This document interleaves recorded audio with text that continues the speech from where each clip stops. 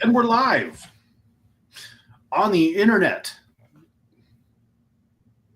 with Brad. Hi, Brad. What's up, people?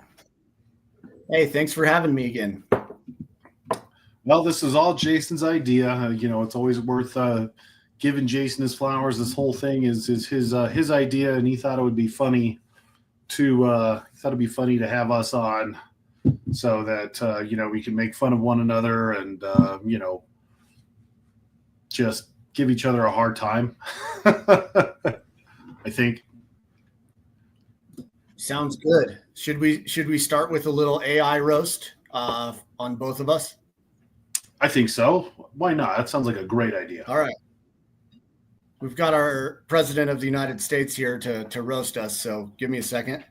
Ladies and gentlemen, welcome to the main event of the night, a colossal clash of pumpkin pummeling titans. This ain't just a roast. It's a squash spectacle for the ages. Let's meet our contenders. In the blue corner, from Parker, Colorado, weighing in with a hefty 1,177-pound pumpkin and a pet store that's probably got more gourds than goldfish, Chad, the gourd lord, knew. This guy's the king of the kennel by day, whispering sweet nothings to his pumpkins by night. They say he's got a pet store so stocked with critters, he's training the hamsters to hand-pollinate his vines. Chad's got the green thumb and the business hustle, but his pumpkins are starting to look like they're begging for a timeout. He's coming in hot, but can he keep up with the big dogs? Or should I say, big squash? In the red corner, straight out of Fort Collins, Colorado, with a record-shattering 2,190-pound monster that's basically a boulder with a stem, Brad the Gourd Father Bledsoe. This firefighting pumpkin patriarch doesn't just grow gourds. He runs the pumpkin underworld like a squash mafia don. Let's talk history. Chad started the year S with the Colorado state record, but Brad rolled in like a tank, smashing that record with a one-time 55-pounder. Chad fired back a week later, flexing at 199.77, but Brad wasn't done. He dropped a 2,083-pound bomb the next week, then sealed the deal with a Colorado. Oh, no. Sorry. Somebody text. Day, whispering hamsters to hand pump. The record-shattering 2,190-pound monster that's basically a boulder with a stem. Brad the Gourd Don. Let's talk history. Guys. Chad started the year S with the 7, but end the season. This guy's breaking records faster than he's putting out fires, and he's got Chad's legacy shaking in its vines. Here's the tale of the tape. Chad's got the pet store swagger and a pumpkin that's no slouch, but Brad's out here rewriting the record books like it's his personal diary. Chad's playing fetch with his dreams while Brad's calling the shots from the Gourd Father's throne. Who's walking away with the title? Will it be Chad, the pet store pumpkin prince, or Brad, the record-crushing squash sovereign? One thing's certain, this showdown's going to leave a mark. All right. Thank you, AI, for roasting us both. That's pretty fun. Have you ever I mean, I've been doing it longer than you, but you talk to a lot more people than I have. But have you heard, or has anybody mentioned to you a season where a state has had the record broken so many times, like pretty much every way off the record was broken? Yeah, I've never heard of it. I can't say it's even gone back and forth a couple times that I know of. Maybe the chat has heard of something else, but yeah, the Colorado state record was broke 4 times in 2024, and it was a ton of fun to go back and forth with you. Even funner to end up on top. Even a broken watch is right twice a day, Brad. Hey, fair enough. Or 3 times in 1 year. It was a new patch. We'll see what you do this year. Hey, that's fair. So everybody ask questions if you have any questions. I think the kind of the the goal or the idea for tonight is to Brad and I to talk just to talk a little bit and have a little back and forth, some fun. And then questions, you can ask me questions, you can ask Brad questions, whatever. We're open book.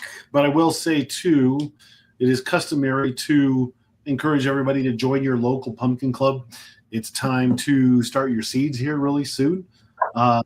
So if you get in a pickle and you screw up, you need a seedling, you need another seed, you need some help, then now is really a good time to be plugged into your club so that you have resources if something goes awry. So support your local club, join one. If you don't have one, join the RMGVG. We'll take you. We'll help you out. We'll ship you a seed if need be. Seedling might be hard if you're in Connecticut. So go join your local club. Right, Brad? That's right. Hey, Chad, you usually start off with an origin story, and I don't know if we've heard your origin story. But I do see a cute pumpkin clodhopper asked if I'm a firefighter, and yes, I am. I'm a firefighter in Aurora, Colorado. But yeah, let's hear what's your origin story there, Chad? My origin story. So I'm from Las Vegas originally. I'm a third generation Henderson, which is a town just outside of Las Vegas, if you don't know. So I have nothing. I'm not a farming bone in my body. I grew up. I went to college for nursing at UNLV. I got as far as my CNA, and I decided that nursing was not for me. The 20-year-old Chad had ulterior motives in joining the nursing program. And actually doing it was not as glorious as I thought it was going to be. From there, I joined the electrical union, and by trade, I'm a union electrician. But pumpkins, I always liked pumpkins, and I always liked gardening. I always had a garden of some sort. Came from like both my grandparents and my great grandpa. And I was the kind of guy that when you go to the pumpkin patch and you see the giant pumpkin, like I would be, like I have to spend $150 on the giant pumpkin because it's amazing. But in Las Vegas at the Bellagio, they have a seasonal solarium kind of display, and every fall they have giant pumpkins there, and I just thought those were the coolest damn things in the whole wide world. Which at that time, 10, 15 years ago, was 1,000-ish pound pumpkins. Those were amazing. So that got me started in thinking it was interesting. I grew a few times in Las Vegas, just trying. It was far too hot. But when I decided to move, I turned 30 and I decided to move. Colorado was a place that had lots of friends. The economy is always good. It's just a good place.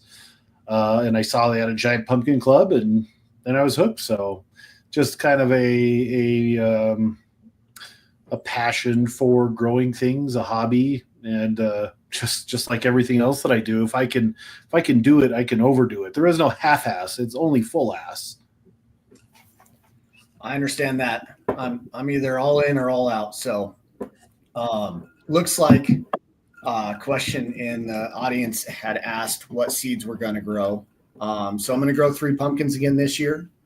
I'm going to grow the 2144 Baron, the 2560 Ginger again, and then the 2465 Sperry. How about you, Chad?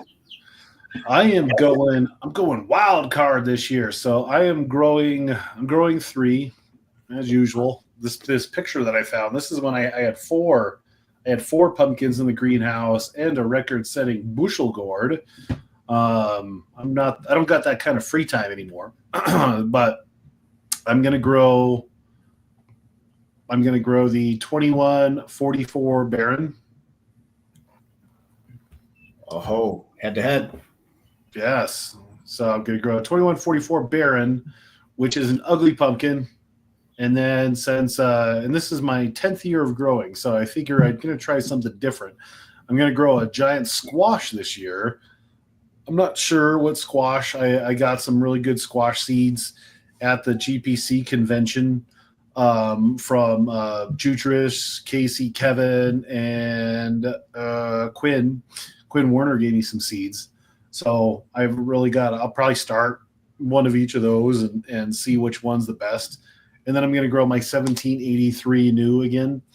That grew the state record for a week. Because I got to have something orange in here. I can't just have a bunch of, Brad caliber pumpkins that are just horrible to look at. Got to have something nice. Nice. Hey, I was going to ask you too, since you don't always get asked a ton of questions, but over the years, what's the most critical lesson you've learned chasing pumpkin records? Like, is there something that you've learned early on that you either have to do or you don't do? I don't know. I think I've been mildly successful or successful in Colorado terms by just being consistent. I use a lot of automation. I like smart plugs. I like timers because I just don't have a lot of time. Just like you got a full-time job. I got 3 kids. I coach soccer practice. We got swimming lessons on Monday night, soccer on Tuesday night, swimming lessons. I have to put the kids to bed solo. Emily works late on Thursday and Friday. Saturday soccer and Sunday, and then work on top of all that. So automation is a big thing. And just learning how to deal with your environment. So like early on, I had a shade structure, which also doubles as hail protection. Like we had hail today. We had pea-size hail today.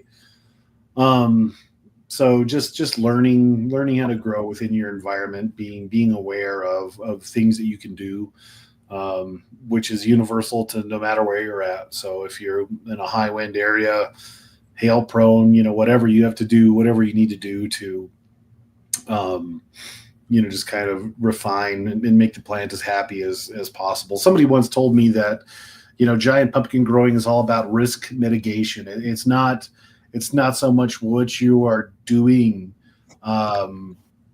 directly. It's what you're doing to avoid something else from happening. So you put up a greenhouse to avoid hail, to avoid bugs, to avoid temperature swings. It's not like, I'm doing it for this reason. It's like doing it to avoid this.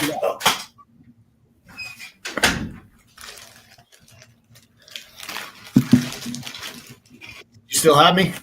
Yep, you're still there. I'm kind of glitching. All right. We're just kind of glitching out for a second. Sorry. It's okay. Your first time. We'll give you a break. You're a little slow.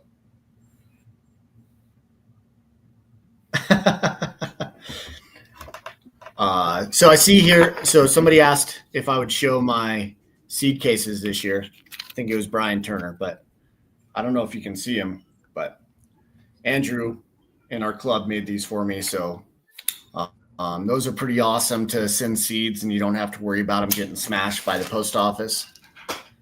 But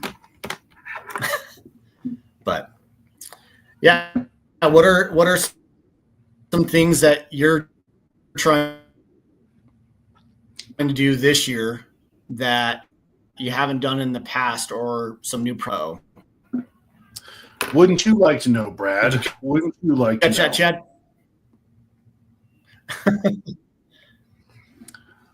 Things that I'm doing new this year, not a whole lot. There was this guy who used Impello Bioscience last year, and he did okay, but they liked me better, so they sent me this hat to wear and a whole bunch of free product to beat this other guy. Something about a mustache and this, that, or the other thing. But I am going to use Impello this year. They did send me some stuff, and I won some at the club auction. So I'm gonna use that. We did have them on and interviewed them, and they seem like they have a really good product. So I'll give it a shot. It's biological. Why not? And then what else? I got new plastic on my green. Well, I'm putting new plastic on the greenhouse. I'm going to use CO2 this year, and just do better, more consistent. Use the tools that I have. Be better.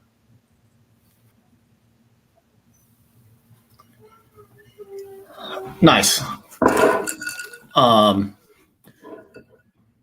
Yeah, so some things that I want to do this year that are a little bit at least more refined is I kind of want to do a little bit more of a foliar, but use a surfactant like yucca, so I'm getting a more even spread on those leaves. And then I also want to combine that with an aloe extract, just because those three items with seaweed and a foliar are going to give you a natural release of auxins and cytokines. So that's just something that I'm trying to add to the patch or do a better job of this year. I've done foliar in the past, but I'm very inconsistent with it unless it has to be a fungicide or a pesticide. But this year I'd like to try to get those done at least once a week. Try to do it every week on Thursday because I'm always off on Thursdays. Those are a lot of big words that you use. Also, Impello. Sorry, I couldn't hear you there. What was that? I said those are a lot of big words you're using right there. Do you actually know what those mean? No, I just made them up.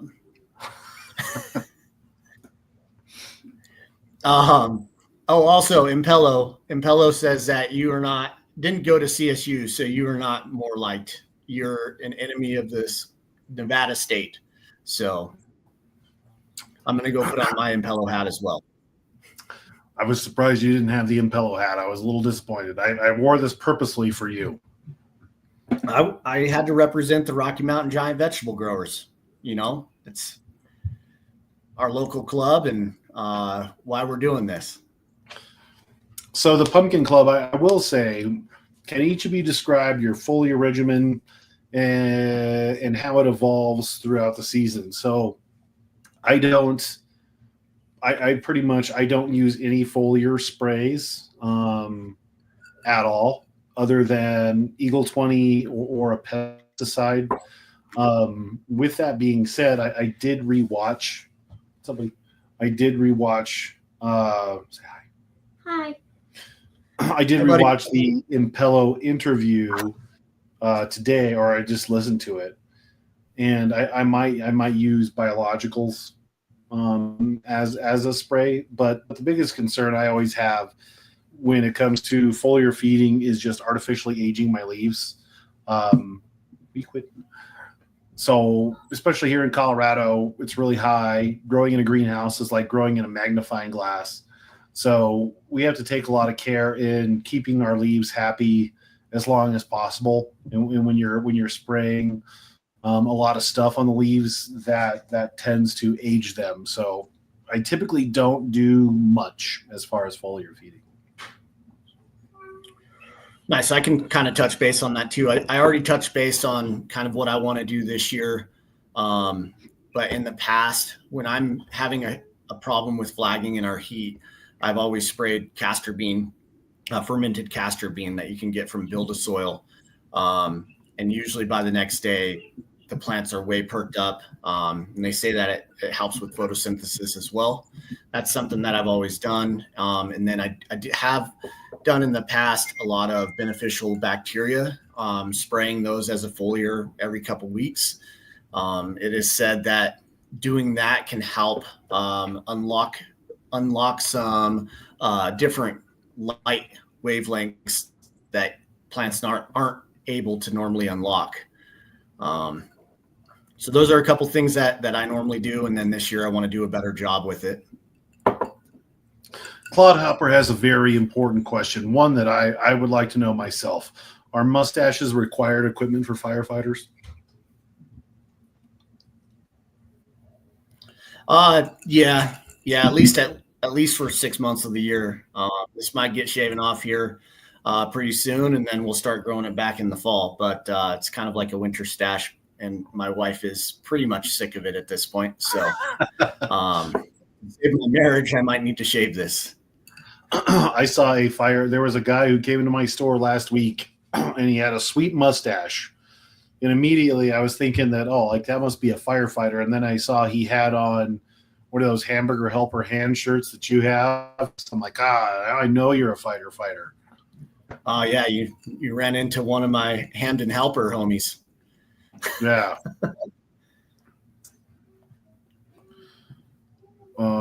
So your turn. Ask a question. All right. Do you think pumpkins secretly judge us for all the weird stuff we do to them, like burying heating cables and spraying them with fish goo? And if a tree falls in the forest and no one's around to hear it, does it make a noise? Yes. Yeah, of course. Of course they love all that stuff because they're able to grow a giant plant and a big fruit that helps them, continue on forever. Looks like Brian asked me if I dye my mustache this color. I do not.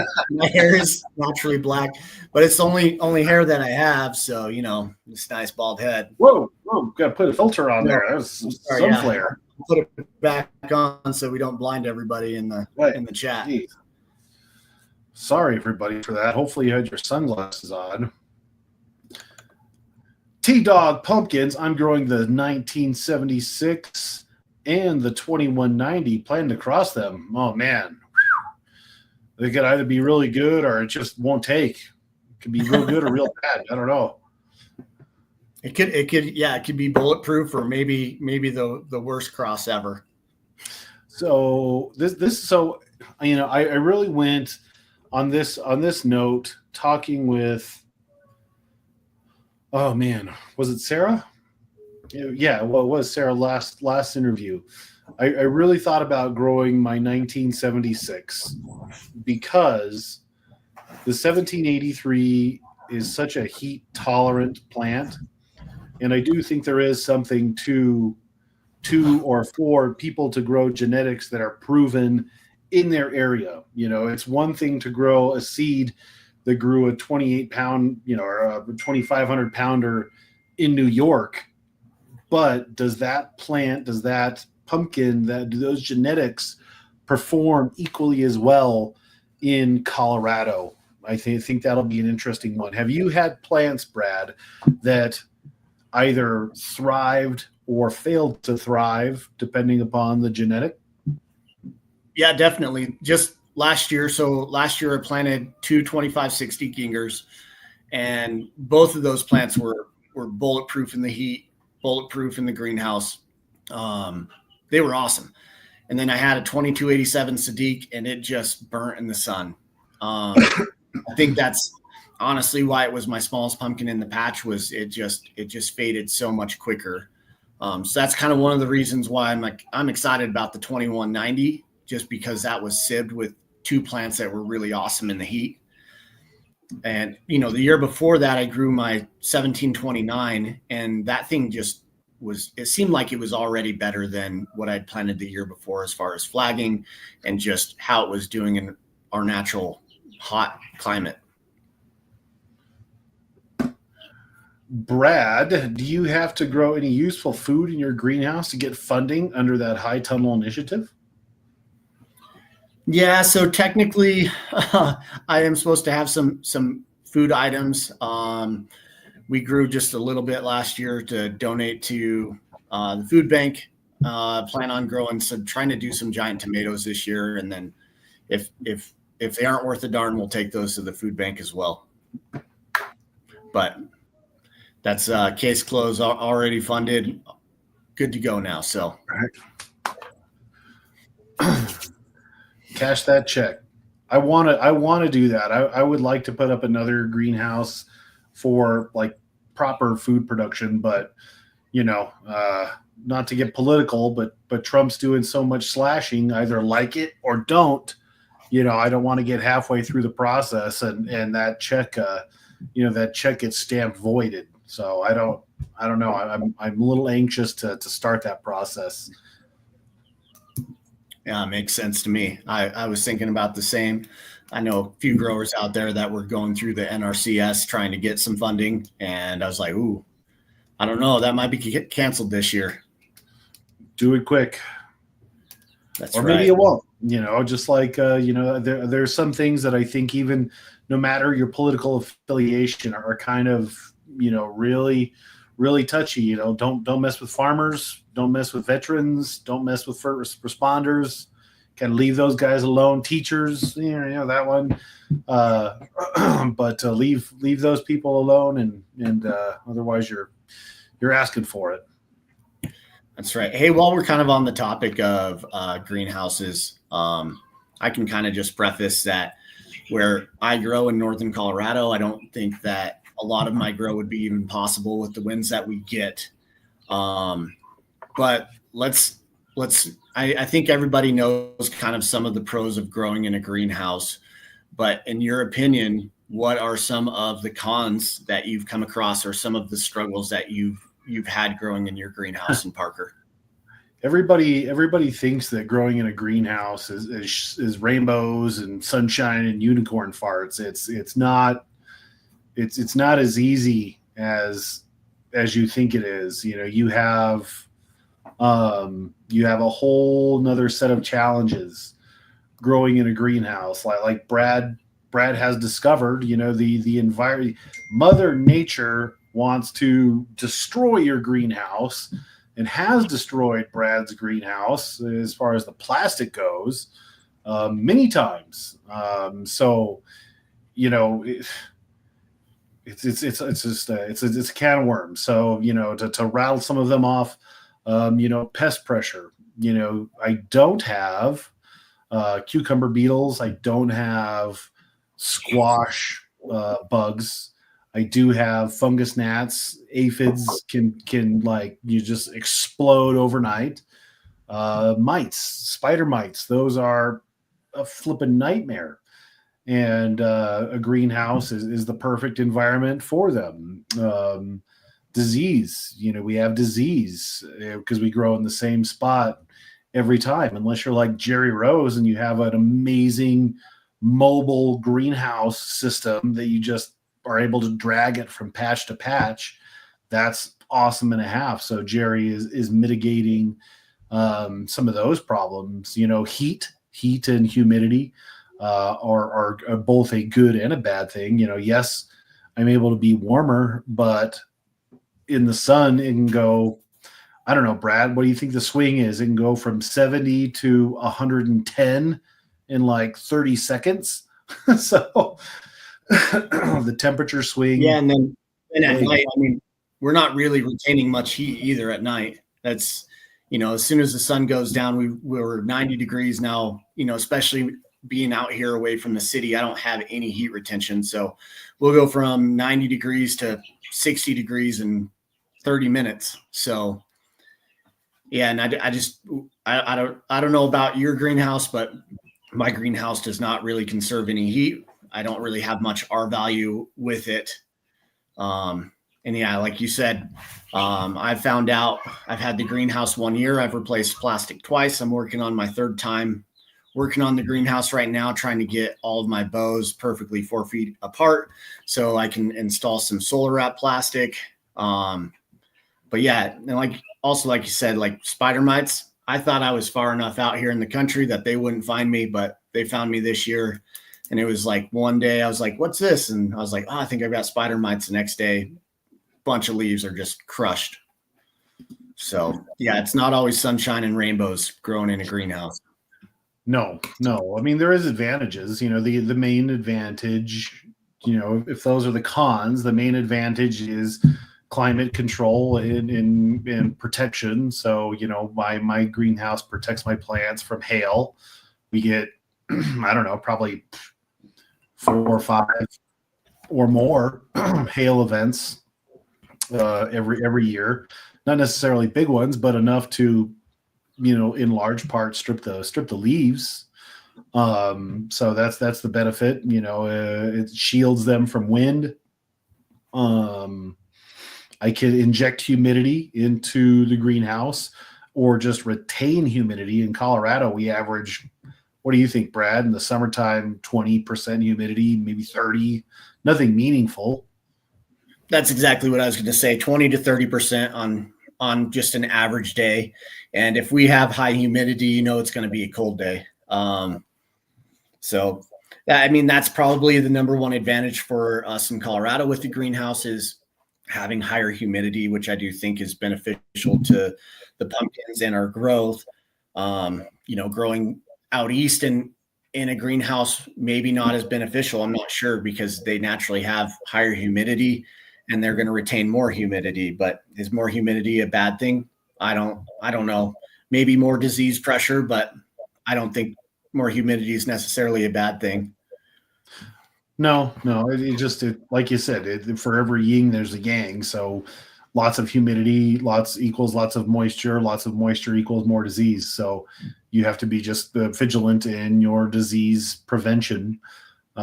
It's playing prevent offense rather versus just defense. You have to be magnifies everything, especially the downsides. It magnifies disease, magnifies insect pressure. So you just have to be really on top of those things so they don't get magnified because it can get out of control really, really fast. Absolutely. All right, so we got another question here. It says, any recommendations on using molasses as a soil amendment early season versus feeding with a normal schedule as a fertilizer, or if you even use it? So I'll let you answer that first there, Chad. So I do use molasses, and to address it in season versus early season. So why do you use molasses is the root of that question. You use molasses to inject sugars into the soil, which feeds the microbes basically. So you're trying to keep your microbes happy, and provide them food with a simple carbohydrate, which is sugar. So I do that in multiple ways. So in the spring, early in the spring, or even in the fall rather, I till in beet pulp pellets. So beet pulp is a cheap pellet that I can till into the ground and kind of lace my soil with sugars for those microbes. Then in season, when I have my fertilization system set up and my drip tape and everything, then I will use molasses. I'm sure there's some sort of rate that you're supposed to feed molasses, but I'm very much a pinch, a smidge, a glug sort of a guy, and I'll use molasses. Molasses is probably a glug a week, somewhere in there, a very scientific measurement, a glug. Fair enough. For me, I do not use molasses. Talking to a couple of the biological companies that I work with, they are not a big fan of molasses. The fact is if you add molasses, you're going to increase your microbial population. But it's kind of like feeding your microbes McDonald's. They get fat and lazy. So I prefer to feed more of a humic or a fulvic. That's going to give them a little bit of a benefit. And is also going to just lean them out. I feel like they're trying to be like athletes, and then they're going to help the pumpkin more versus feeding them sugars. So I'm not a fan of the molasses, but many ways to skin a cat. So, and I'm sure there's some people who've grown some really big pumpkins that use molasses, and there's people who have grown big pumpkins who haven't. And on that note too, even if you use, I also use humic and fulvic. I use those frequently. You can get that from wallacewow.com. He has product, a powder version of that. And then I'm also using Neptune's Harvest liquid this year as well, because they have a new humic product. So I use it all. Pumpkin people are very much of the what can we use? Is there 1 or 2 products, or is there 10 products? Let's use all 10 because 10 is better than 3. So I prescribe to that a little bit. At times I can be a bit of a moron. Let me just touch base on humic and fulvic real quick. So humic and fulvic is so I'm on city water. I'm not entirely sure because I haven't asked, but most cities in Colorado are going to chloramines, which are actually very difficult to remove from your water. But if you use a humic and fulvic, it actually binds with the chloramines or chlorine and removes it. So if you're on city water, I use it every single water. It's not a bunch, but just enough that we can remove the bad stuff, heavy metals, chloramines, chlorines, neutralize that, and then allow the nutrients to have an extra benefit of the humic and fulvic in that. So if you're on city water, I really recommend humic fulvic. And even if you're on a well and you know that you have any sort of heavy metals coming through that, it's going to be a benefit as well. Also, if you are on city water, on that note, from my sphere in the pet world, with aquarium stuff, there's a lot of, and even with the hydroponic world as well, there's tons of products out there that you can add, like a scoop of a powdered dechlorinator, or just a liquid, things that very easily will remove the chloramine, the chloramine, and adjust your pH at the same time. So if that's something that you have an issue with, know that there is products out there if that's something that you want to change in your system. All right, we got a question from Jim Ford. He says, what do you think in poundage is your handicap growing in Colorado? And he says, serious question. Not sure. I think this is a thing. I really do think that we in Colorado do have a disadvantage. I think that greenhouses help mitigate that disadvantage a little bit. And we're getting there, but I would want to think that if you were to take me out and take my system and drop it into New York, Wisconsin, somewhere that's really in the pumpkin belt, that I could be doing, I don't know, 500 pound pumpkins. Brad probably 1,600, something like that. But I know I could do a lot better. But it's the challenges in Colorado. Everybody kind of will give us crud about saying that we have a handicap, but and Brad can agree and chime in here. Like we'll have a high of 110, and we can have in Andy, Wyoming is very much in this sphere as well, with a low of 50. So it's not uncommon to have 50 or 60 swings in a day. Yeah, I agree. To answer Jim's question, I gotta say it's probably 200 or 300 pounds. Looking at it, I think there's some amazing growers in our area, but we're hamstrung by somewhat humidity, our temperature swings, our cold night temps.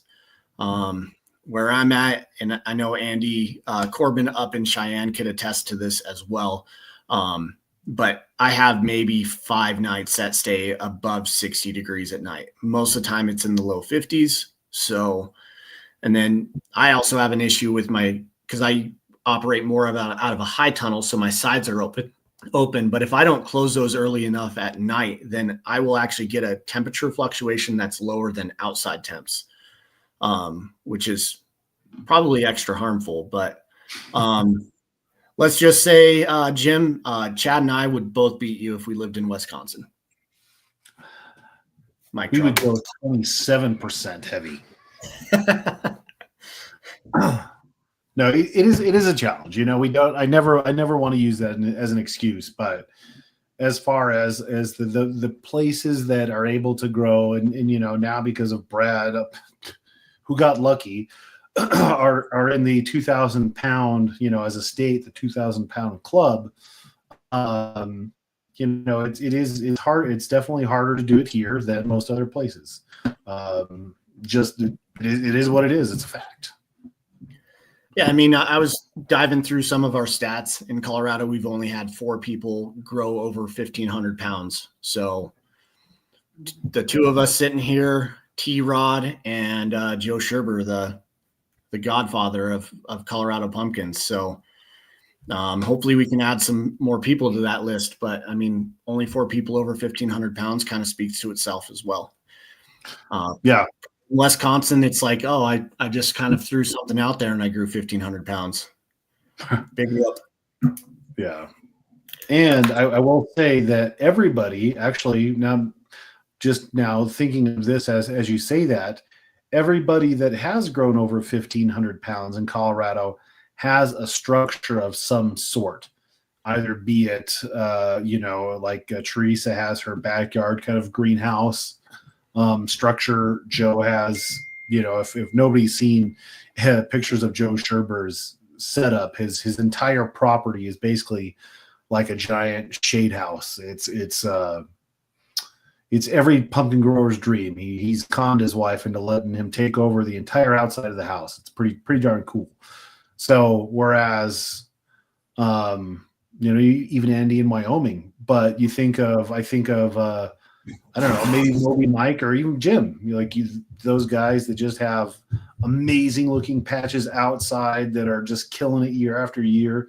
I mean, a part of that is their skill as growers. You can't take anything away from them because they're awesome people and great growers, but it's just the environment that they live in. Like, we could not do that in Colorado, and they can in their areas. So jealous? Yes, I am. All right, I've got kind of a poignant question for you. But so last year you grew a 1977, right? Or was it 1976? And a half. Oh, but then you fell off sharply from your other two. So like, what's holding you back on your other two? Is it just time and effort on one plant, or are you having some sort of issue in your greenhouse where you feel like maybe your temperature, your climate is better towards your wet wall, or is it thriving where it's warmer away from your wet wall? So that's a really good question, and it's one that I've tried to kind of solve and figure out myself. So my very first year, when I set my first state record, the pumpkin was furthest back near the wet wall. That one was 1,600 and change 3 years ago. And then the last two that have set a new record have been like basically where my head is on this screen, furthest away. With my soil sensors that I got last year and just the soil changing throughout the year, I put a soil sensor where my head is, and then I put a soil sensor back where the wet wall is. My soil's very different from front to back. So that's part of the reason why, like, I jammed my forks on my tractor down as far as I could go, and I inverted everything because back towards the wet wall, I'm trying to point to it, but the thing, so back that direction, if I don't poke myself in the eye, back there is significantly more wet than the front of the greenhouse. So I just need to be a lot more proactive in my water management, because it's not a laziness per se, but it gets weeds. Yes, weeds are always a problem. You'll get there, Brad. Don't worry. In the greenhouse, that's another kind of another con, weed pressure. But it's just I don't know. I don't think it's temperature. I always try to put my most unknown plant towards the back, because if my default is that the pumpkin plants don't want to be above 85 degrees, and the greenhouse as a whole, unless you're within 6 feet of the wet wall, is pretty much always going to be more than 85 degrees. So it's definitely cooler back there, but kind of goes back to the genetics discussion. I think most of the pumpkins will have maximum humidity right there, maximum cool temperatures. So logic would say that's the best spot, but historically it's been furthest away. So maybe there's something to that. But a lot of it, though, is like I said, it's just I'm busy, and I do get a case of favorite children, and if there's one that kind of is doing really good, I'll put most of my energy into that one and let the other two kind of go, which has definitely bit me in the butt multiple times, and I know better, but I still seem to do it every year. No, so just kind of for clarity for the audience, but I know that you use drip tape. Are you feeding your entire drip tape off of one watering? Are you able to isolate each pumpkin? So say if you're saying that in the back of your patch towards your wet wall, it is wetter and it's drier up top, are you able to isolate that water less in the back and water more up front? Or is it just I'm sending water and this is what we're doing?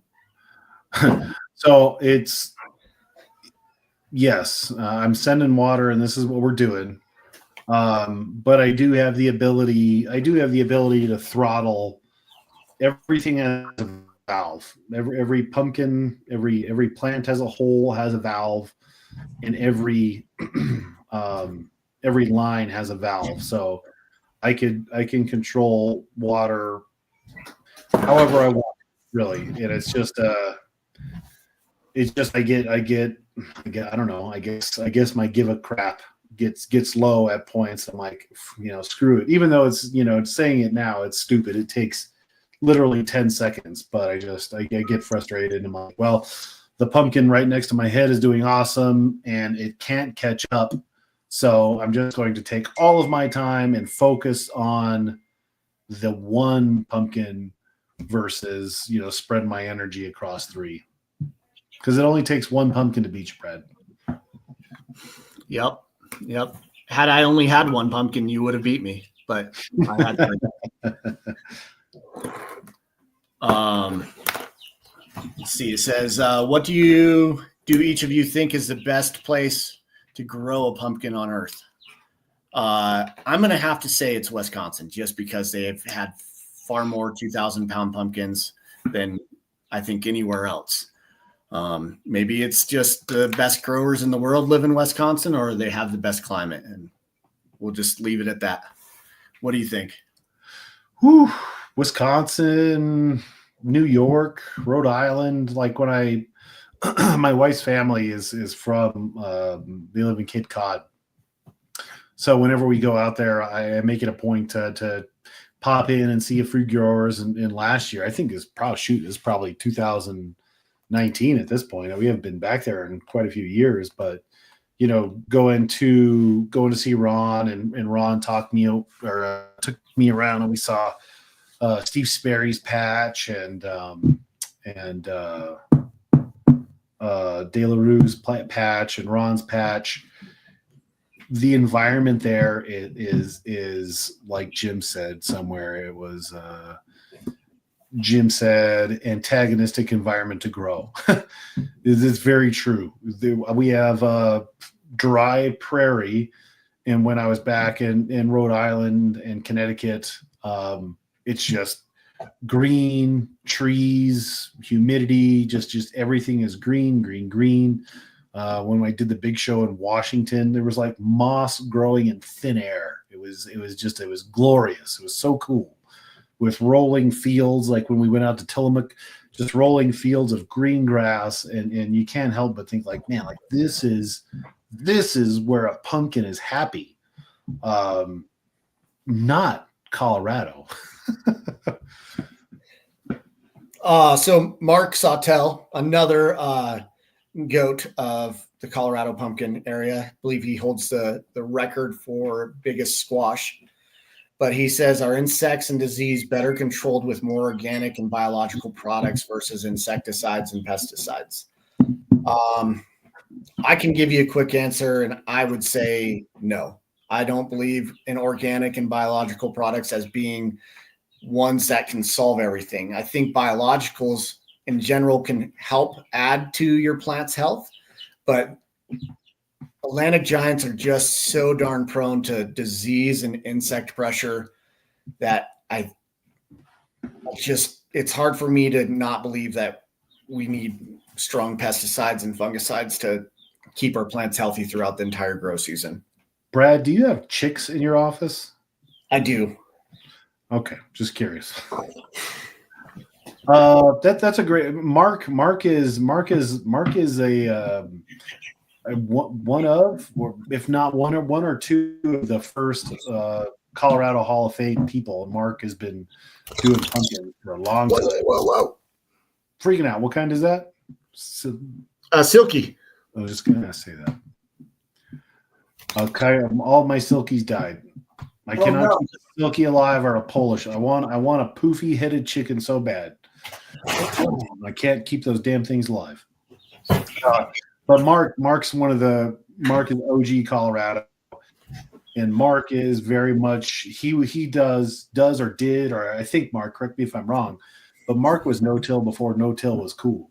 But with that being said, I literally had a conversation with a manufacturer today about neem oil and peppermint and this and that and the groupings of these things, and is it better? Like, I guess it depends on your just kind of your mindset. But as far as if you were to put a drop of neem oil versus a drop of miticide on a mite, what product would explode that bug faster? Probably the synthetic poison versus neem oil. So, if it's just a black and white question, I think unfortunately the proper, big pharma kind of bare insecticides and pesticides are going to win that battle. But if you're dedicated to that methodology, then there's a way to do it, because all the cannabis guys and a lot of food production, though I don't know a lot about that, those people cannot use some of your heavier products. So yes and no. So just slightly off topic, but I had read somewhere recently that neem oil used in cannabis could be why there's such a thing that I run on quite often as a firefighter, but it's hyperemesis. Basically, people who vomit a lot after smoking marijuana, but it could be caused by neem oil. No proof yet, but they're thinking that could be one of those things. Interesting. We've got Albuquerque Gardening, who asked any tips for desert growing outside of mist and shade. I think you've kind of nailed two things that are going to help the most, which shade and mist are going to help keep your humidity or your temperatures lower and help with perspiration or evaporation on the plant. And I did touch base earlier about some certain products that have helped me. One being the fermented castor bean that I've got from Build-A-Soil has really helped on flagging plants before. Those are a couple things that I've known to help in the hot and dry. Do you have anything else, Chad? No, and just for those that don't know, like flagging is when, if your pumpkin leaf is if my hand's a pumpkin leaf, it's really big, it's big, it's out, but when flags, it just wilts. So when we say flag, we mean wilting. And Brad's correct, castor bean oil, shade, and mist. But I will add two things. When you mist, there's a difference between misting and watering, and that's a very important distinction, because people, I've had people show me their misting setups, and it's not a mist. It's you're watering your plant. So if you mist, for a minute every half an hour, you're putting down a tremendous amount of water on your plant, and then you're going back and you're watering as well. You're probably putting down too much water. So just be very aware that there is a difference between misting and watering. So just, don't put down too much water. And then as far as shade cloth goes, you might know the answer to this one, Brad, but I feel like there is a bit of a, a bit of a stigma behind shade cloth that if you put shade cloth, you're taking pounds off your pumpkins. I don't think that's necessarily true because isn't it Sadiq? Did Sadiq do 40 or 50% shade? Sadiq did 50% when he grew his state record 2287 in Utah. And I can attest to that too. My plastic last year was 88% translucence, and then I did 30% over the top. So I was blocking 42% of the sun. And I didn't notice any sort of signs that the pumpkin was missing out on anything. We weren't getting, leaves and stalks that are growing super tall or stretching towards the sun. Everything was nice and compact, seemed healthy. And then part of that benefit of not having your plant burn, especially in the heat of Colorado, is that you have a healthier plant later that's still feeding the pumpkin, 10 pounds a day at day 80, and beyond. Do you use your shade cloth all year or do you put it on in like June? So I did put it on in June last year. So, planted outside April 24th or inside the greenhouse April 24th. And, as they started to grow bigger and outside of the initial little hoop houses, I started to notice just a little bit of browning on the edges. And I was like, all right, so we're a little bit too sunny. And then I had a bunch of shade cloth left over from the old house. So I was in the greenhouse like a monkey trying to hang these up in certain spots. And then 2 days later, the plant's grown, another 2 feet outside of that. So yeah, I put it up in June and I kept it up until the winter time. And then talking to Mindy, I should have left it up during the winter time because it does help with the wind and help maybe potentially keeping things secure. Two sheets of plastic later, maybe I'll learn, or maybe I'll just keep wasting money. Who knows? Are you using any shade cloth? Or are you just using plastic and hoping for the best there and having a little bit of blockage?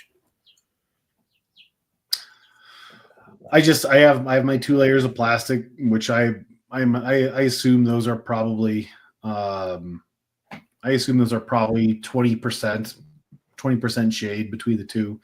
I've thought about getting more, like maybe a 20% and hanging it on, the east side of my greenhouse because I didn't orient I don't know about you, but I wasn't able to on my property and where I wanted my greenhouse.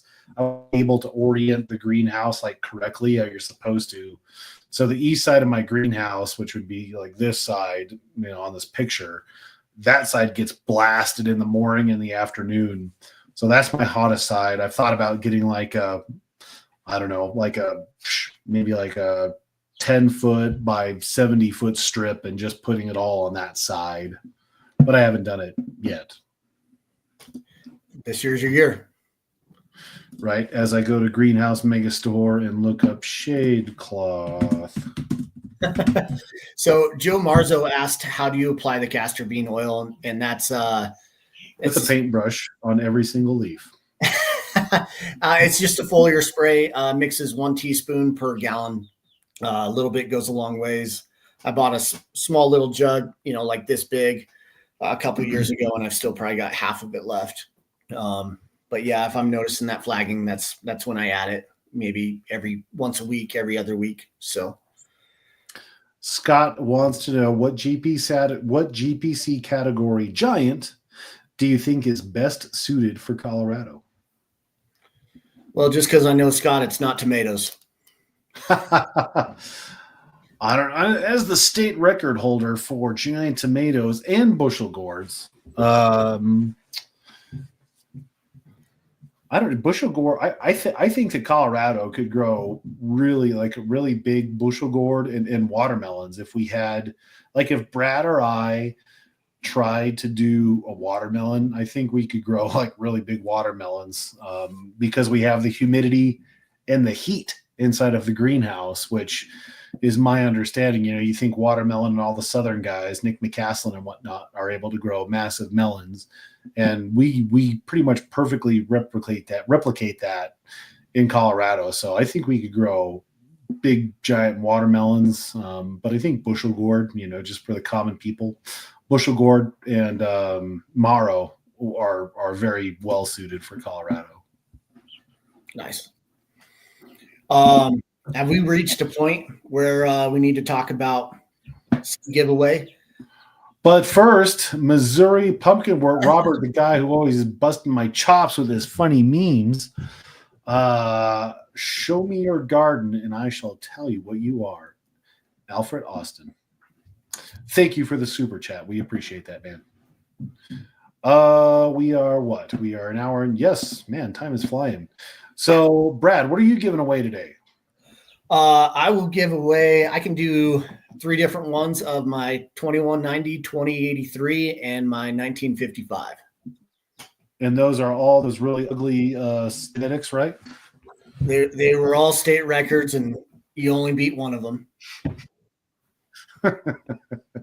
And I will do my 1976 and my 14 whatever it was. I don't even remember. All much prettier than Brad's. I will say that. And Colorado proven genetics. So they should be. I'll be really curious. There's a lot of people growing the 1776, I think.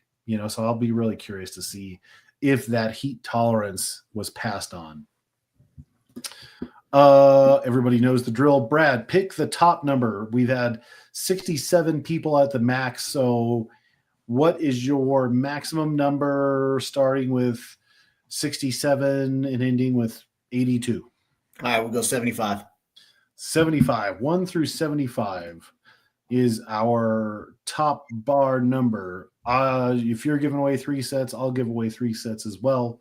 So we'll have 6 winners today. How it works, Andy's Acres, top number is 75. So how this works is pick a number at the end of the interview. I'll pull up Chat GPT. I will type all of these numbers in.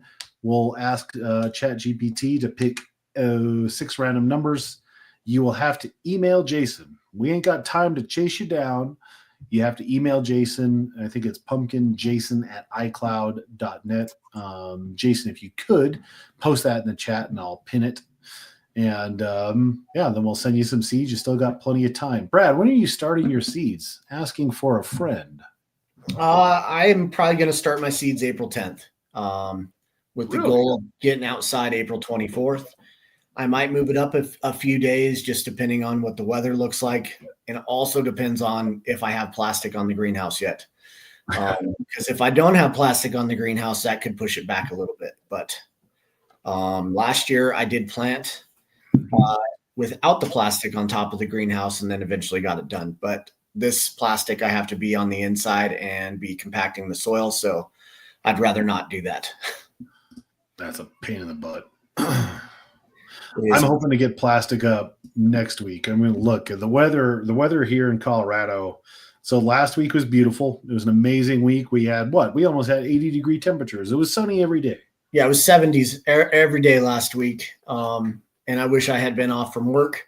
This week I've been off from work and it is cold and windy. It is. So we went from, oh man, I won't even show.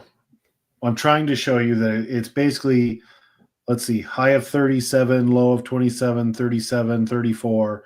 It's snowy and cloudy all week. And then next Monday, Tuesday, Wednesday, Thursday, we're back up into the mid 60s. So fingers crossed I can get my plastic on next week. That would be large.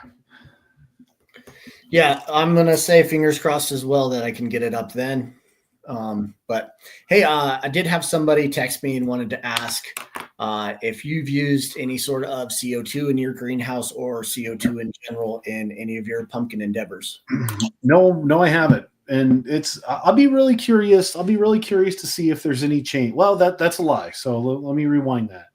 I've used CO2 in the past, but just in my hoop houses for my hoop houses or the huts. when the seedlings from like seedling to 6 foot long.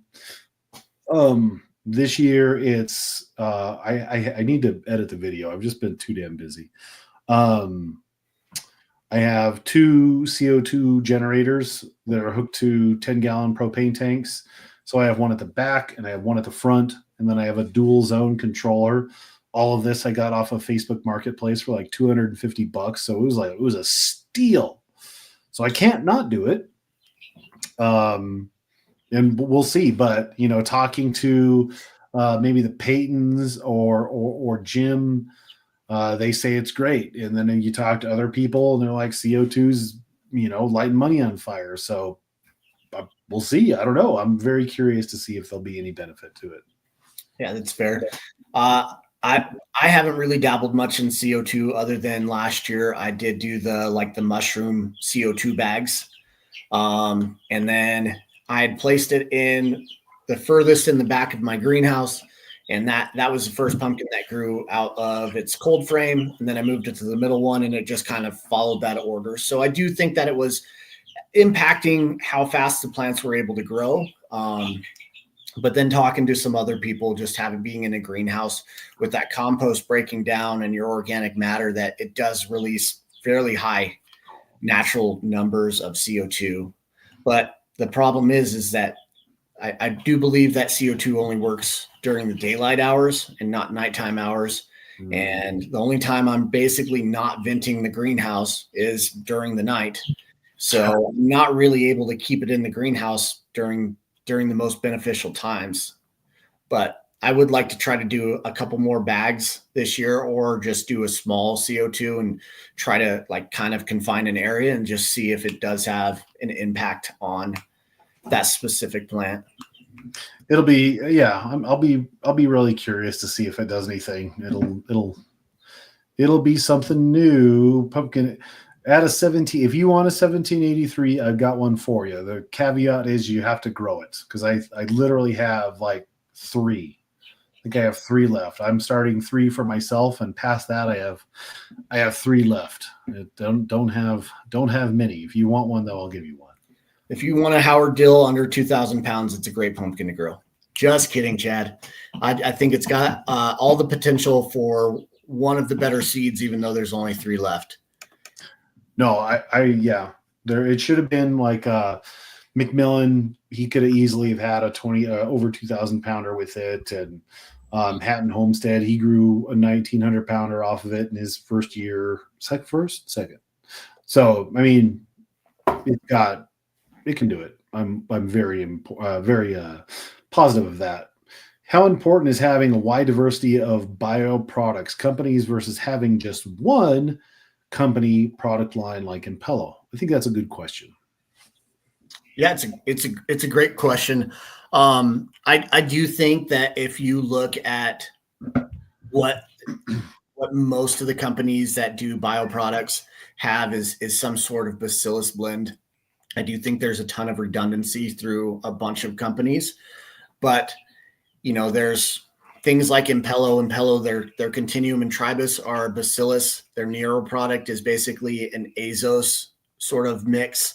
There's some other stuff in there as well, but then there's other products like Rootwise that has over 50 different ingredients in there. So I think it's important for people to read it and try not to be redundant in what they're using. Find a product that you like, use it, and then if you want to use a different brand, just make sure that it's adding more diversity to your soil profile.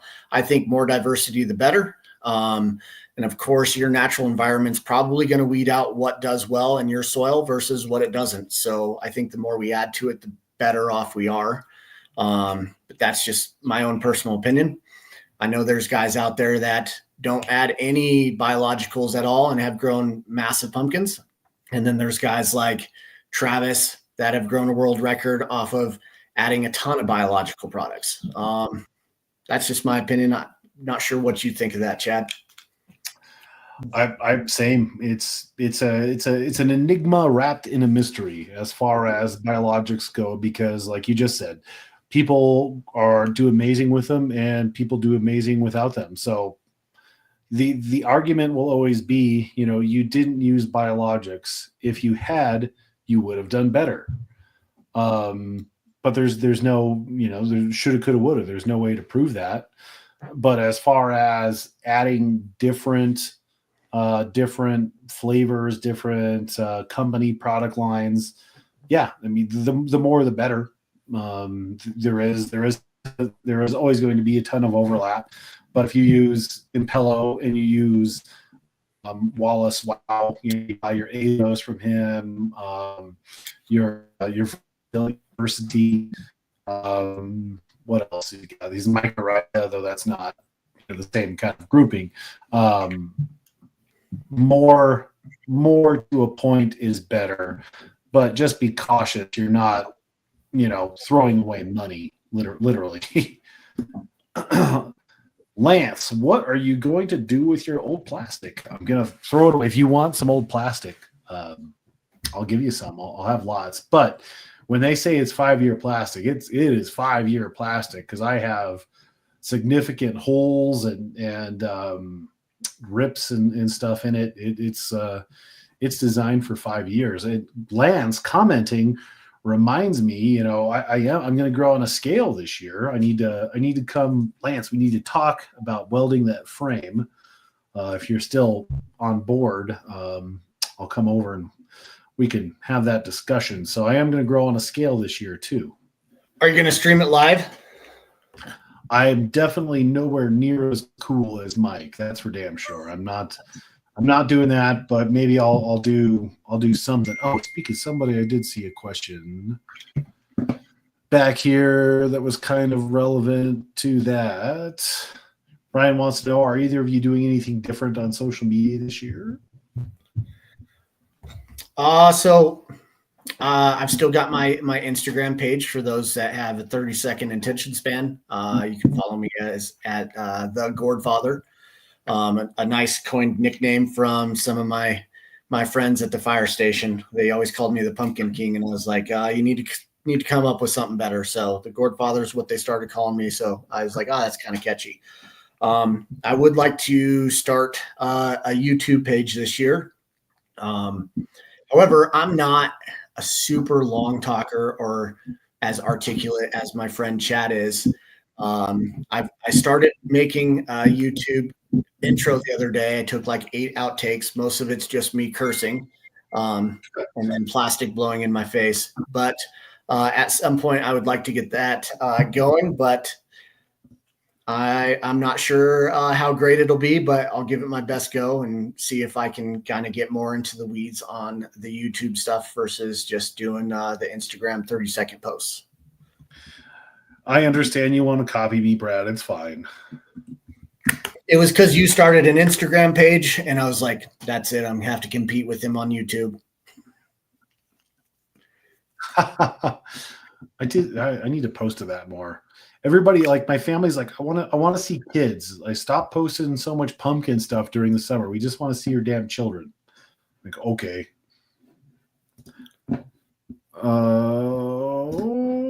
And as for me, I'm going to try to be more consistent. I'm very bad at people. Like I have a lot of beginners that are fans of the content, and I'm really bad at posting. We'll be on week number 5.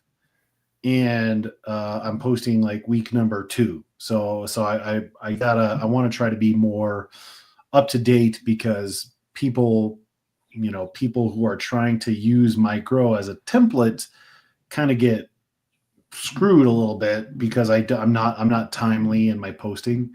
So I'm gonna put more effort into that. I got a new time lapse camera this year. Hopefully I'll finally have good time lapse. And I think that's it. I think that's all.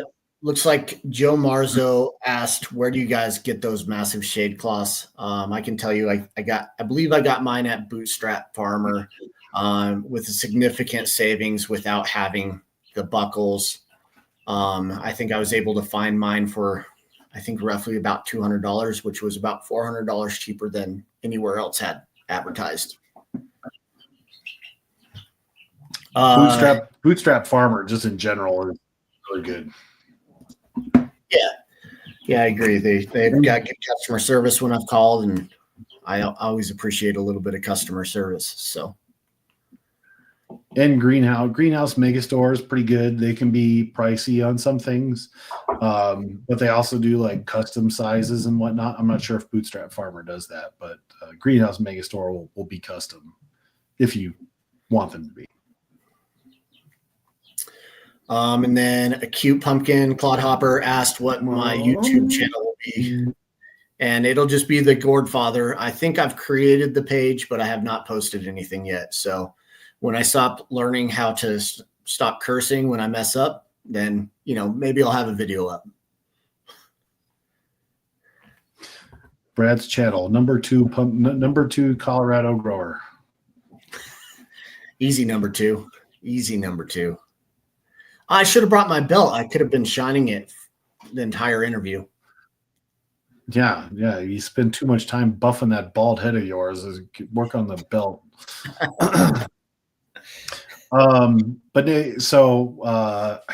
We talked a little bit about it, Sarah.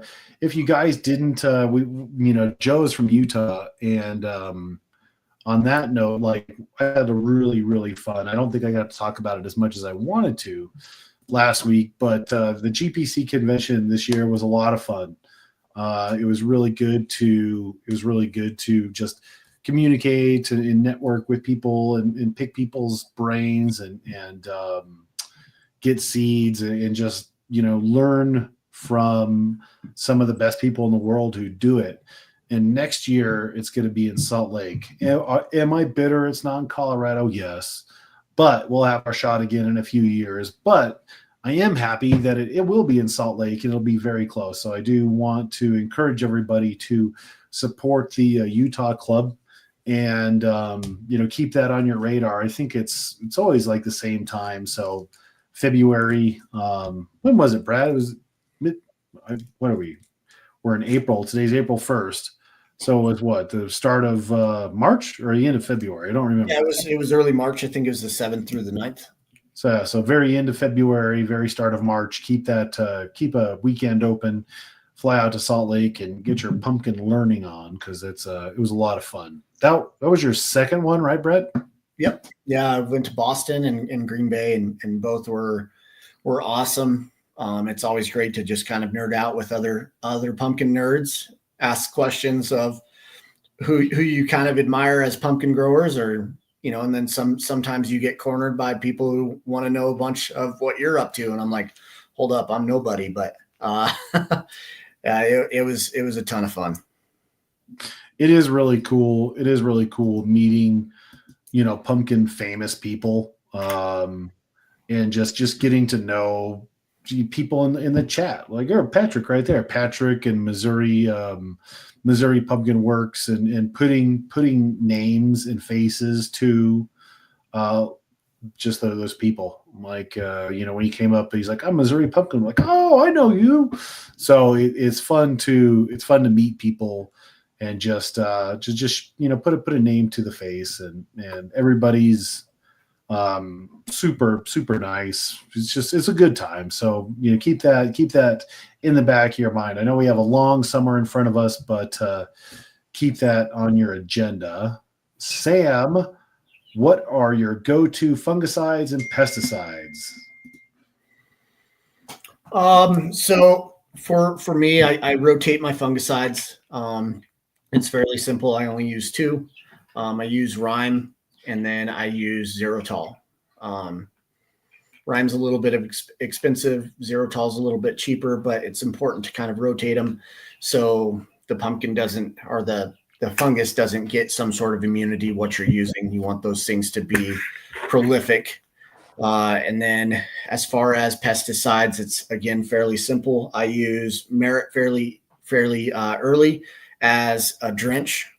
And then usually do that once a month throughout the growing season as a drench. And then I rotate on the off weeks when I'm not doing a fungicide. I do a pesticide with just Biffin. But I also have to spray for spider mites. And I do not recall off the top of my head what I was using for spider mites. I'd have to go look. You can't use, most pesticides won't work because spider mites are a mite. So and they're a pain. And they have a fast breeding cycle. I think they breed like every 3 days. So you have to spray like basically for 3 days in a row if you're going to try to wipe them out. But once you see them, you're kind of just fighting the battle of just trying to control it until the end of the season and not let them wipe you out. You're spitting on a fire. Yep. I don't know. What do you use as far as fungicide and pesticides there, Chad? Rime, Daconol, TKO phosphite. That's about it. Eagle 20 when it's powdery mildew season, and then I use Merit and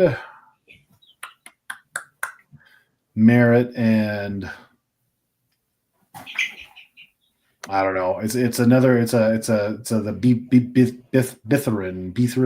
Bitherin, that one. Some generic version of that one. Jason, the GPC president, has been text messaging Brad and I on the side, and let me find the comment. Robert, what there? Missouri Pumpkin Works. Robert, since you have been a supporter of the channel, send Jason an email right here. Send Jason an email. He's sending you an RMGVG shirt. So send Jason an email, and Jason will get you a t-shirt headed your direction. So thank you for the support. Teresa wanted me to. There was a Teresa one that I wanted to. As we start to wrap up here, we're at almost an hour and a half. Hey, we still have 60 people. So if you didn't pick your number yet, the top number was 75, right, Brad? Yep. So 1 through 75, we have 6 lots that we're giving away. I'll give away 3 lots of mine. Brad will give away 3 lots of his 2024 seeds. Teresa wanted to mention, when we were talking about, Scott mentioned other categories. So in the GPC, you can still win awards, not just for giant pumpkins. She wants us to mention that you get an award or a jacket for the little marrows, bushel gourds, watermelons, field pumpkins. So those are indeed, they're each a separate category that you can win a GPC jacket and a patch for, which is really cool. And in the RMGVG, we're gonna echo that, and we'll have some cool things this year as well. Everybody, take a second, hit the like button on the stream. It helps with the algorithm to share it to people, because we're still at 60. So click the little like button, the thumbs up button, because that it does something. I don't know. I don't know. Whatever. Click the like button. Hey, Chad, there was that awesome meme that went around not too long ago when we made a prediction last year who was going to be the first to 2,000 pounds. Do you want to say who's going to be the first to 2,200 pounds and get the patch for an individual pumpkin? You know, I was thinking about this earlier.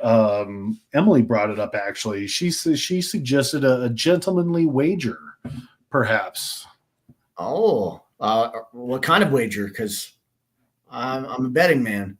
I don't know. How much money you got in your wallet? Let's see. Zero. I have 0 cash on me.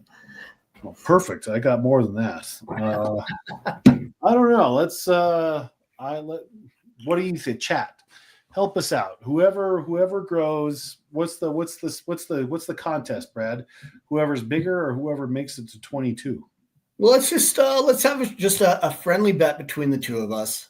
Whoever wins this year, and then whoever has the most creative idea, I say that we go with what the chat says. Okay, because I was gonna say, like, something, I don't know, like I have to name my pumpkin Brad next year or the year after or something. You would just kill it if it was named Brad. That scene was horrible. I'm just kidding. You would donate it to one of the big pumpkin drops, They'd just be like, oh, this name's Pumpkin's Brad. We're just going to raise it 100 feet from the air and drop it. Smash it. So comment. Yeah, we can. I think that would be fun. Ooh, whoever loses has to weed the other one's greenhouse. Oh, that'd be bad for Brad. Oh, there you go. This is an easy one.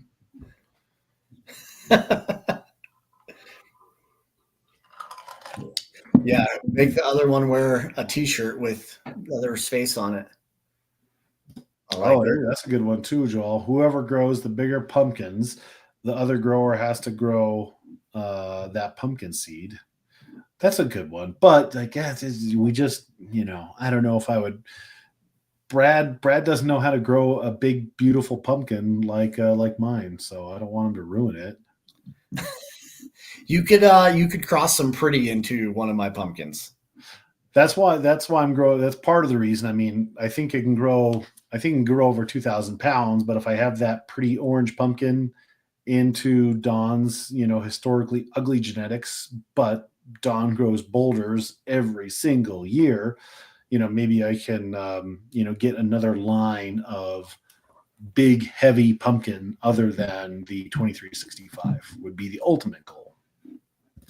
That's fair. I mean, you could cross the 2144 with your 1783 and it might produce a pretty pumpkin.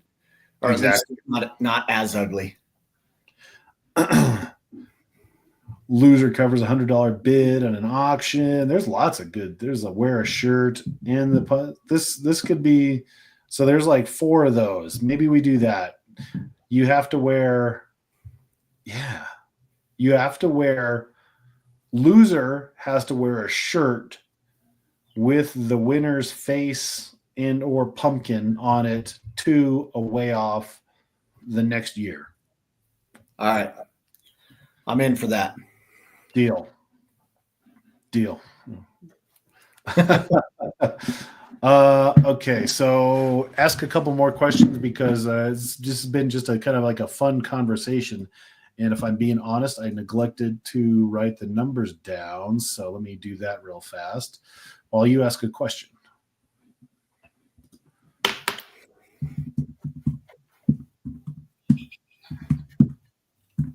Ask the question.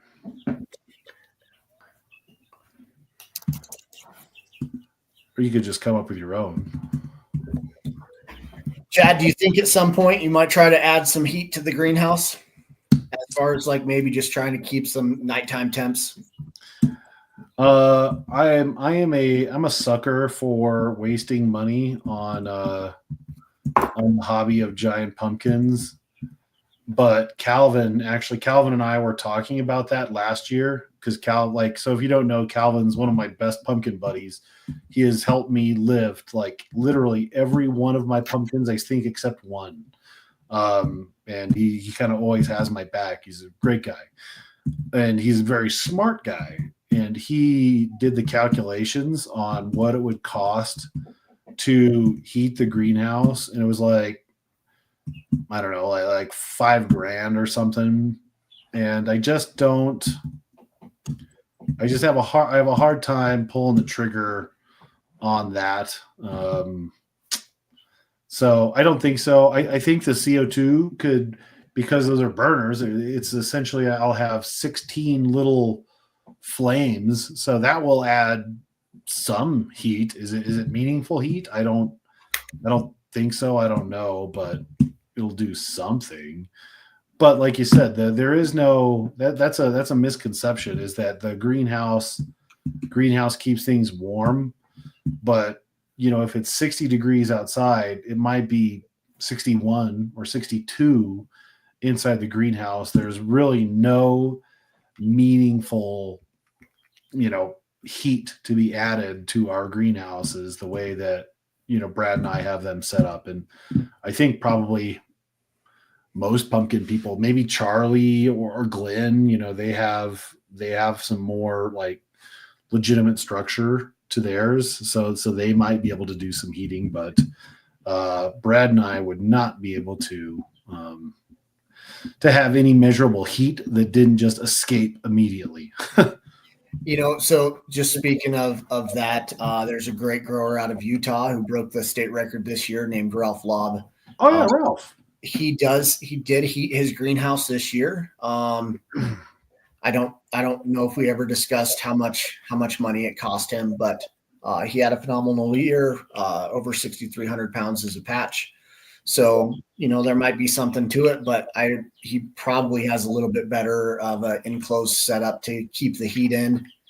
So, I mean, I've thought about it myself, but when the plastic blew off in November, that was into that discussion. So Andy Corbin asks, real question, who wins the border war, which is Colorado versus Wyoming at the Fort Collins Weigh-Off? You know what? I'm just going to speak honestly. Wyoming is doing a very damn good job of growing some big pumpkins. And we've got 4 weigh-offs in Colorado. I don't believe we always get the biggest going to Fort Collins. But I'm going to call it now and say that Colorado is going to hold the title of the bronze pumpkin. Sorry, Andy, you're going down. So what is that for those of you for not everybody knows what you're talking about? What is it? Sorry, I should have described it. So Andy and I came up with just like a friendly traveling trophy to go back and forth between Colorado and Wyoming. Our Rocky Mountain Giant Vegetable Growers, our club is consisted of many different states, but primarily Colorado and Wyoming are our largest memberships. So we came up with the top 4 from Wyoming and the top 4 from Colorado that goes to the Fort Collins Weigh-Off. We'll get the bronze pumpkin. So, yeah, I know Andy and France, probably Jay Richards going to be there. So I'm just going to have to rely on Jason growing a big one, Teresa, Joe, yourself. So we can hold the title over Wyoming. Yeah, I'll have to try and grow. I'll try and grow 3 big ones, not this year, not just one. And I need to up that because I got the 40. I got a patch this year, and now I've kind of maxed out all the lower levels. I need to go bigger so I can get another patch. Okay, so let's see here. I think I got share screen. Share. All right, here we go. Can you see that, Brad? Am I sharing Chat GPT? Yep, I can see it. So I told it to pick 6 random numbers from this list. All the numbers. If you didn't do a number, too late. Here are the 6 random numbers picked from your list. We have number 32, 5, 66, 17, 44, and 21. So send Jason an email. If you were one of those people, and then I'll say pick 2 more. Pick 3 more. Pick 3 more. These will be the backup numbers. 72, 12, and 39.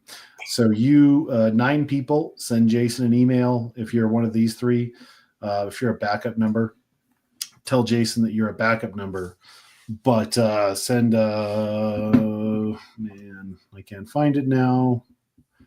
Pumpkin Jason at Pumpkin Jason. There you go. Pumpkin Jason at iCloud.com. Send him an email. Say that you're one of the winners. Let him know which seed you want. We all know what seed you want, not Brad's. And then we'll keep going until you get 11. Yeah, if you want orange, pretty and small, yeah, you want to grow Chads. But if you need some monsters, maybe not as pretty, let me know. Jason won. Jason, congratulations! You'll do great with that 1976. The other 3 you can use the ones from the other guy. You can use to shim a coffee table or something. They have a use.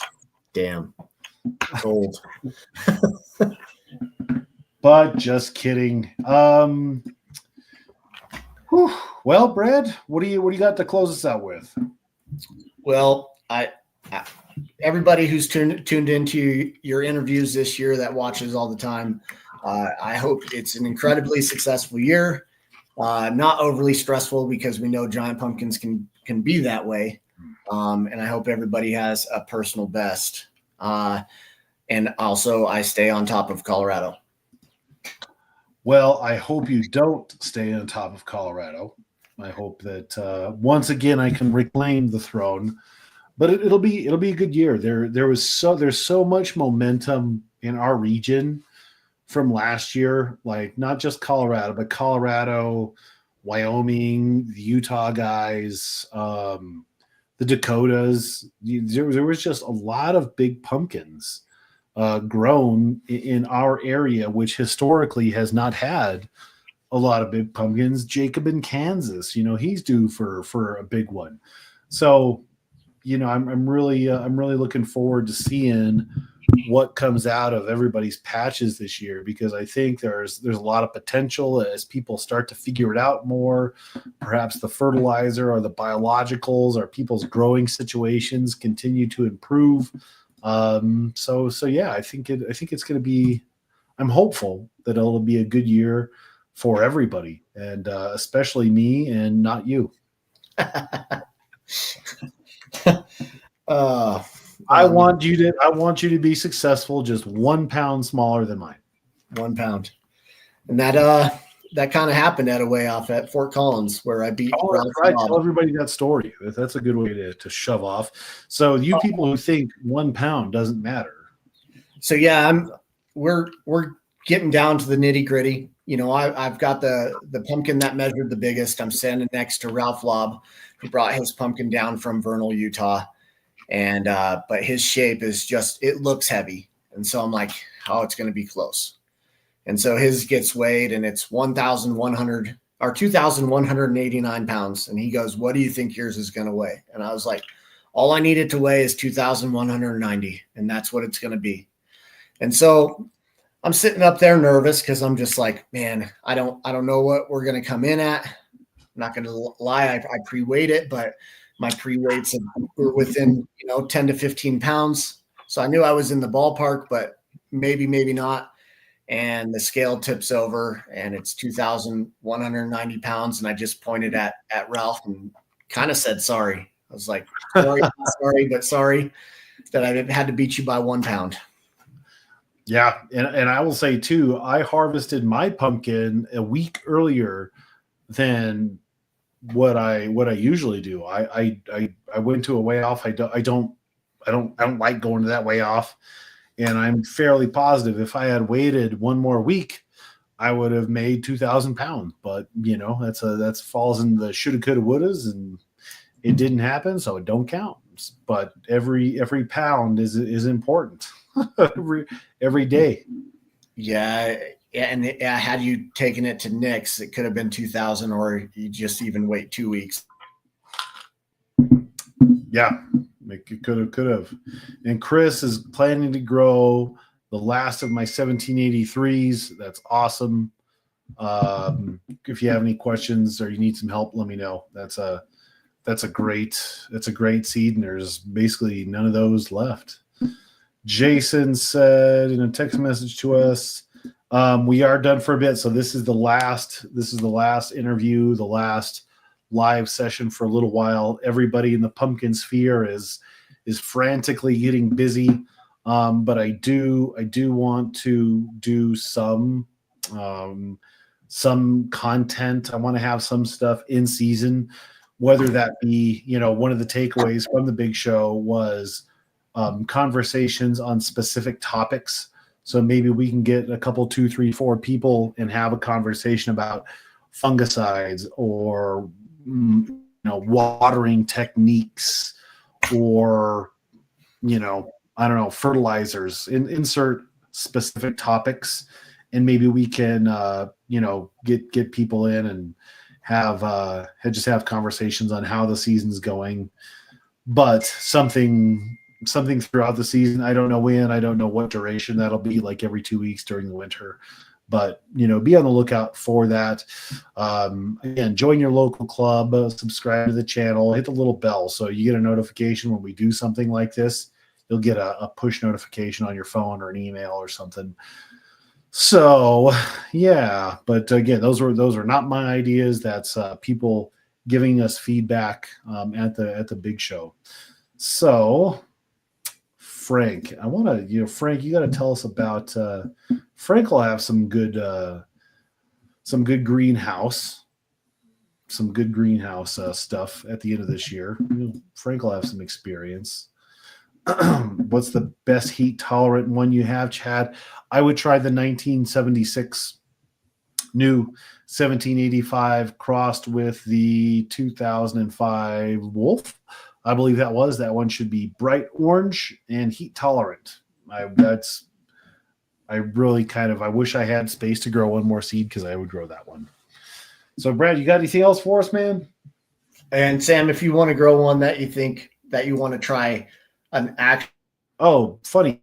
Brad just got muted. That's really weird. I don't know how Brad got muted. Brad, are you there? Hello, Brad. Good one. Good one. You know what? It's not even worth it now. Sam wants to receive. It's not even worth it. I'll just get muted again. All right, everybody. Well, thanks for watching. We appreciate it. Thanks, Brad, for joining us this evening.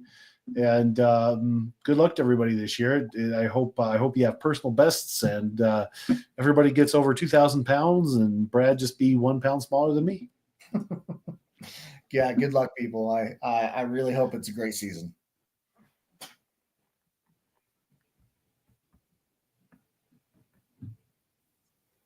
All right, everybody. We'll talk to you at some point in season. Have a good one.